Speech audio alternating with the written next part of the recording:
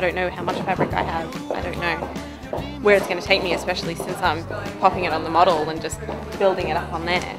Going from the whole lingerie idea into these gowns, I think I like the gown idea all along, and I always do. And these fabrics are perfect for a gown. They've got drape, and I've already got the structure of them in the actual garments that I'm planning on using. So it's not going to be as much work, but I think the lingerie, it was a good idea and it was something to experiment with, but in the end it's going to take too much work, and I think I'll be, instead of using the garments that I've got and actually using them for how they are, I'm not really working with them, I'm cutting them up and just making something as if they're just a piece of fabric, and I don't think that's what I wanted to do anyway. I said you can trust in me, or you can do what I say, and I promise all the nasty things will wither away. It took me time, baby, but I'm finally here. Seems that somebody was listening and the message was clear. Da, da, da, da, da, da, da, da, da, da, da, da.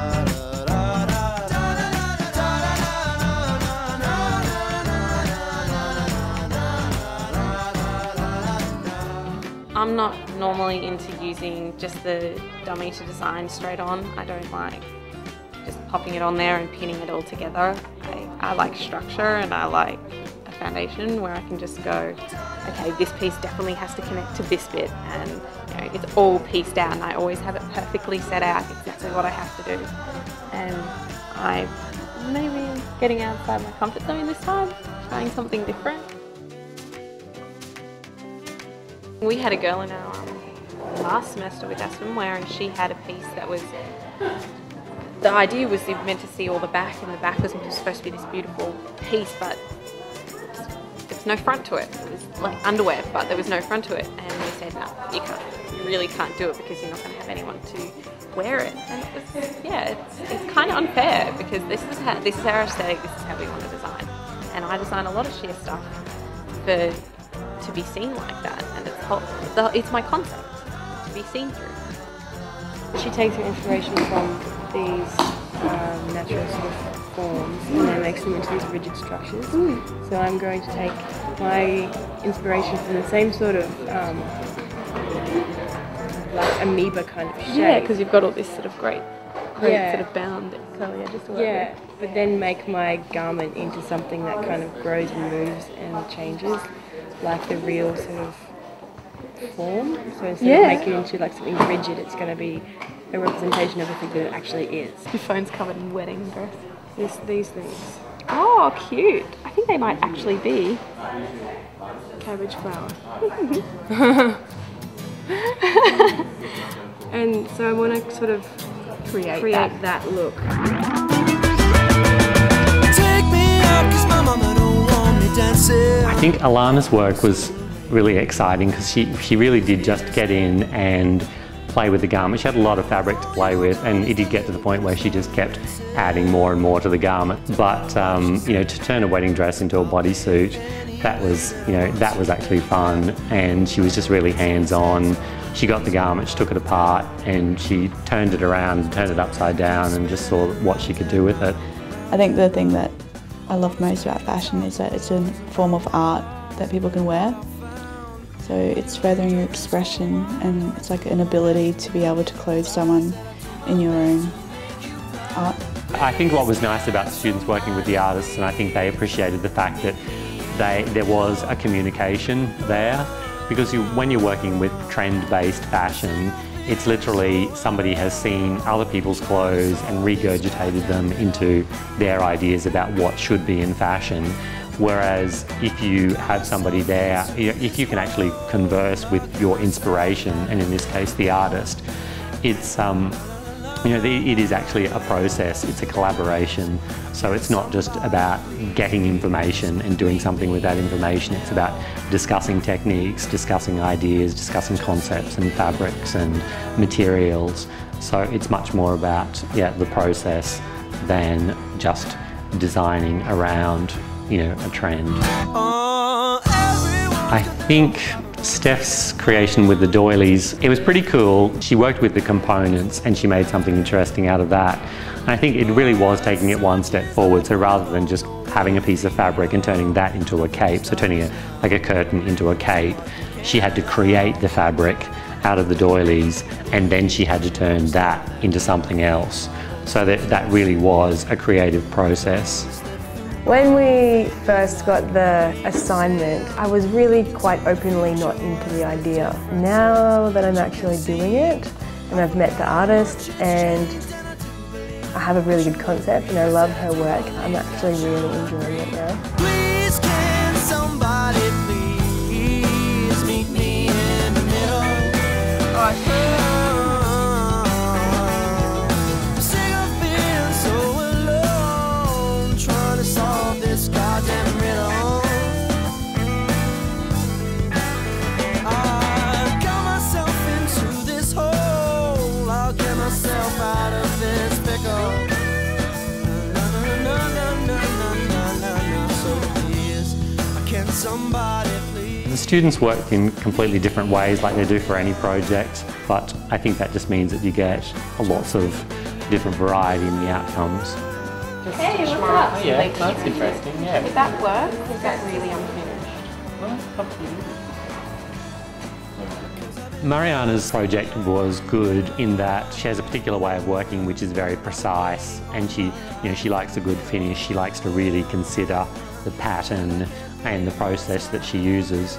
So what was great for her, I think, is that she literally just, chopped up the garment and then played with the fabric on the dummy or the leather on the dummy, and just to see where she ended up, and then she adapted the process as she went along. And it was really like it was actually a challenge for her to leave unfinished edges and threads hanging, but she really pushed her practice to the extreme, I think, in that regard.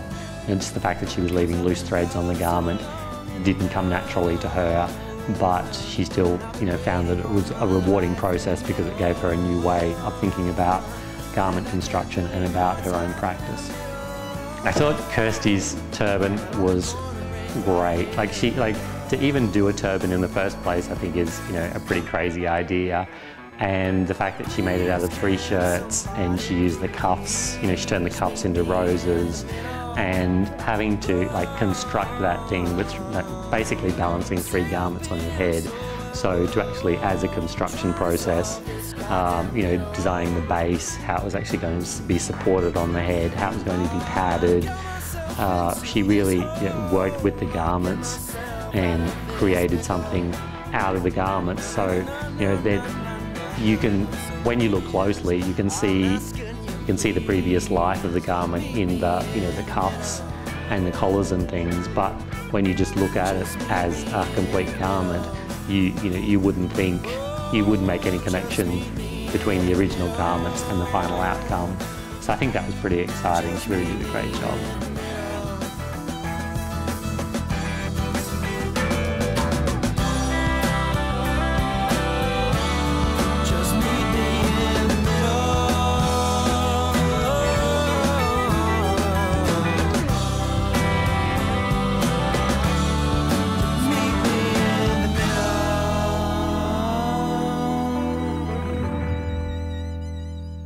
I think it just needs to go. It needs to go from that thing of thinking, oh, we're behind and we just do these little things, and to just thinking a bit, well, we can match on a world level, and if we can't do it yet, how do we do it? And just getting to that level.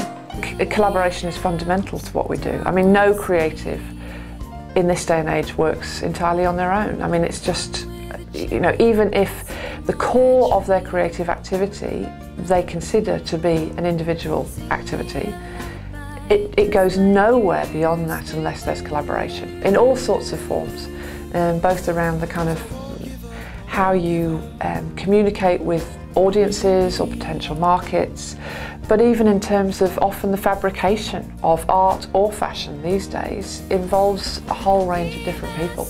It's central to what we do. If you go anywhere further than 5 kilometres from the city, things are very there's a lot of chain stores and it's very generic kind of commercial product. So maybe just trying to contribute by realising that maybe luxury or something of high value and intrinsic artistic value and cultural value can come out of Brisbane and can be enjoyed by the people of Brisbane. So, you know, like say like Paris, I mean, they're so proud of their couture history. We don't have that kind of history here, but maybe if someone started making that history, it would be a point of pride for the future. I still believe, largely in Australia, and certainly my experience here in Brisbane, is that it's not uncool to try hard. You know, in London there's something like it's not cool to look like you're making too much effort. And I have still not seen that here. If people want something and they believe in something and they think that they have some ability to deliver it, then they work really hard. And I still think that that is just an extraordinary set of things to start with. I think the best, or the ultimate outcome that I'm looking for in this project is establishing a legacy. So I'm really passionate about this for Brisbane Arts, because I think that obviously we have so many resources that we can use, we've got the people. So I think that this is the best way to bring it all together and make something tangible again. So I just hope that it's something that kind of sets us on the map and people can be inspired by it, people can learn from it, people can feel the practice, and yeah, it continues on.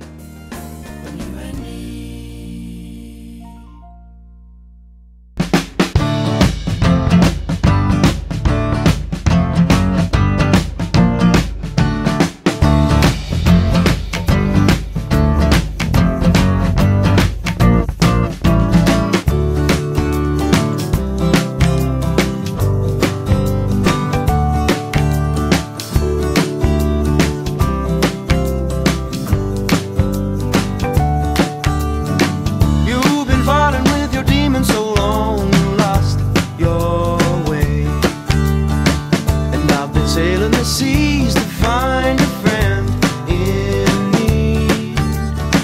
I understand the mind has its own way of starting a war. We'll keep it breathing, give it something to believe in, then it doesn't really matter at all.